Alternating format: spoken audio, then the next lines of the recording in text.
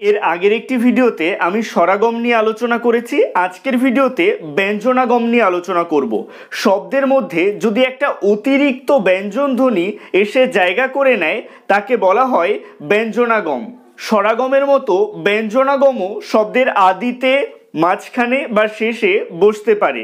তো সেই অনুযায়ী ব্যঞ্জনাগমকেও তিনটে ভাগে ভাগ করা যায়: আদি ব্যঞ্জনাগম, মধ্য ব্যঞ্জনাগম, অন্তঃব্যঞ্জনাগম। প্রথমেই রয়েছে আদি ব্যঞ্জনাগম।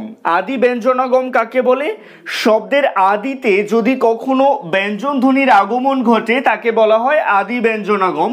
যেমন আম থেকে রাম, এখানে র এর আগমন ঘটছে। এই যে আম থেকে রাম, এটা র এর আগমন ঘটলো, ব্যঞ্জন ধ্বনির আগমন ঘটলো, তাই এটা আদি ব্যঞ্জনাগম।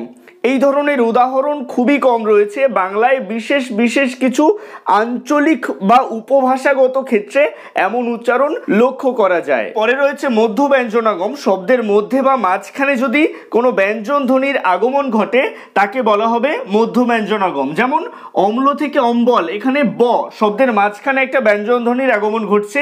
বানর থেকে বান্দর, এখানে দ শব্দের মধ্যে একটা ব্যঞ্জন ধ্বনির আগমন ঘটছে, তাই এগুলো মধ্য ব্যঞ্জনাগমের উদাহরণ। চলে আসছি পরবর্তী শ্রেণীতে, অন্তঃব্যঞ্জনাগম। অন্ত মানে কি? শেষে। তো যদি শব্দের শেষে কোনো ব্যঞ্জন ধ্বনির আগমন ঘটে তাকে বলা হবে অন্তঃব্যঞ্জনাগম। যেমন বহু থেকে বহুল, ল শেষে একটা ব্যঞ্জন ধ্বনির আগমন ঘটছে। নানা থেকে নানান, ন এখানে একটা ব্যঞ্জন ধ্বনির আগমন ঘটছে, তাই এগুলো অন্তঃব্যঞ্জনাগমের উদাহরণ। আশা করছি বিষয়টা সহজভাবে বোঝাতে পারলাম। আজকের ভিডিওটা কেমন লাগলো অবশ্যই কমেন্টের মাধ্যমে জানাবেন। ভালো লাগলে লাইক করবেন এবং ভিডিওটিকে শেয়ার করতে ভুলবেন না। ভালো থাকবেন, সুস্থ থাকবেন সকলে, আর অবশ্যই RS বেঙ্গলি ক্লাসরুমের সাথে থাকবেন।